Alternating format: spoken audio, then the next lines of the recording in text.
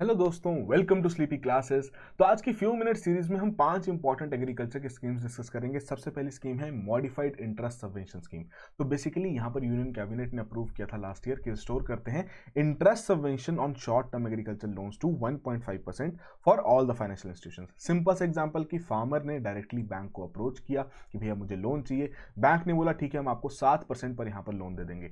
Bank इस चीज पर क्यों माना? क्योंकि सरकार ने बैंक को क्या प्रॉमिस किया है? सरकार ने बैंक को प्रॉमिस किया है कि एडिशनल 1.5% जो भी आपका इंटरेस्ट रहेगा वो हम यहां पर पे करेंगे। मतलब इफेक्टिवली फार्मर को यहां पर 7% के हिसाब से लोन यहां मिल रहा है शॉर्ट टर्म के लिए। अपार्ट फ्रॉम इट फिर इसमें इंसेंटिव दे दिया गया।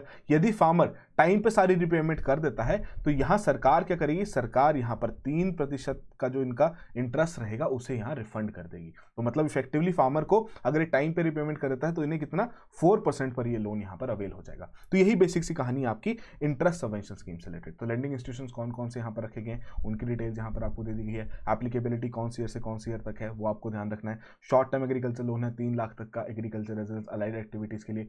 फंडिंग कंप्लीटली सेंट्रल गवर्नमेंट कर रही है तो सेक्टोरल स्कीम है। नोडल एजेंसी नाबार्ड है और आरबीआई है। अपार्ट फ्रॉम इट जो आपके फार्मर्स हैं, जैसे मैंने आपको बताया कि 4% पर एनम पर यहां पर इंटरेस्ट अवेल कर सकते हैं by the means of prompt repayment incentive, अगर वो टाइम पे यहां पर पेमेंट कर देते हैं। स्कीम है आपके department of agriculture and farmers welfare की। बाकी स्कीम्स जहां पर इंटरेस्ट सबवेंशन काम कर रही है उनकी भी आपको एक सिंपल से लिस्ट यहां पर दे दी गई है। इंटरेस्ट सबवेंशन में सरकार यहां पर सब्सिडी प्रोवाइड करती है इंटरेस्ट की पेमेंट करके।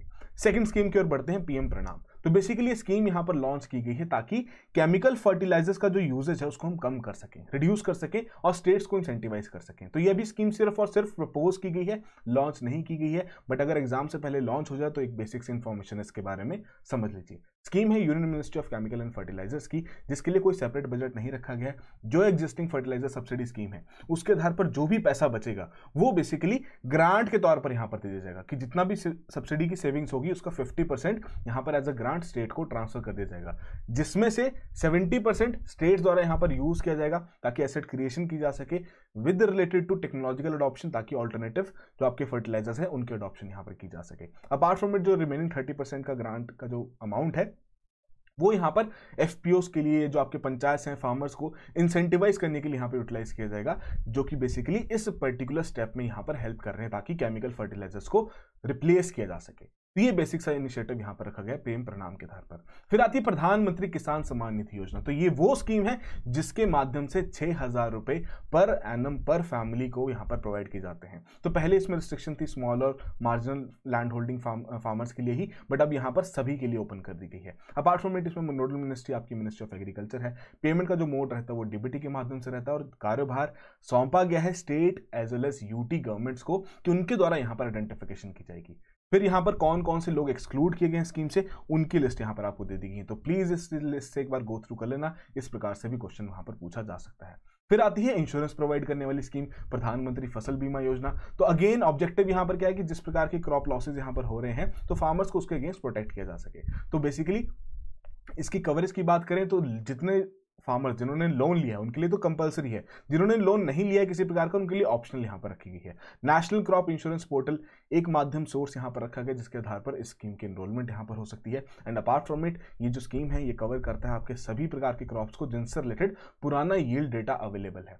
ठीक है जी। अपार्ट फ्रॉम इट कितना प्रीमियम यहाँ पर फार्मर्स को पे करना है अलग अलग क्रॉप्स के लिए वो आपको बेसिक से लिस्ट यहाँ पर दे दी गई है, कौन कौन सी क्रॉप्स के लिए। ठीक है, 5%, 1.5%, 2%।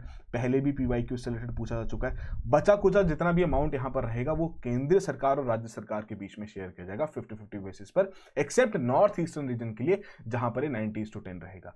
उसके अलावा एडवांस सिस्टम्स यहाँ पर यूज किए जा रहे हैं, टेक्नोलॉजी इन्फ्यूजन यहाँ पर किया जा रहा है स्कीम में ताकि और स्कीम में क्लैरिटी आ सके, ट्रांसपेरेंसी आ सके और अच्छे तरीके से यहाँ पर डेटा कलेक्ट हो सके। तो कौन कौन सी इनिशिएटिव्स हैं उनकी बेसिक से लिस्ट यहाँ पर आपको दे दी गई है। फिर बात करते हैं प्राइस स्टेबलाइजेशन फंड के बारे में। तो बेसिकली इसकी स्थापना 2014-15 में की गई थी under the department of agriculture. Objective बड़ा सिंपल सा था कि यहाँ पर प्रोक्योरमेंट की जाएगी कुछ एजेंसीज द्वारा कुछ पर्टिकुलर एग्रीकल्चरल कमोडिटीज की, जिसके चलते हम प्राइस वॉलेटिलिटी को रेगुलेट कर सके। तो कौन सी कमोडिटीज उनकी लिस्ट यहां पर आपको दे दी गई है। तो पहले डिपार्टमेंट ऑफ एग्रीकल्चर के अंदर था, फिर डिपार्टमेंट ऑफ कंज्यूमर अफेयर्स में 2016 में ट्रांसफर कर दी गई थी। तो इस प्रोक्योरमेंट के लिए यहां पर प्राइस स्टेबलाइजेशन फंड क्या प्रोवाइड कर रहा है?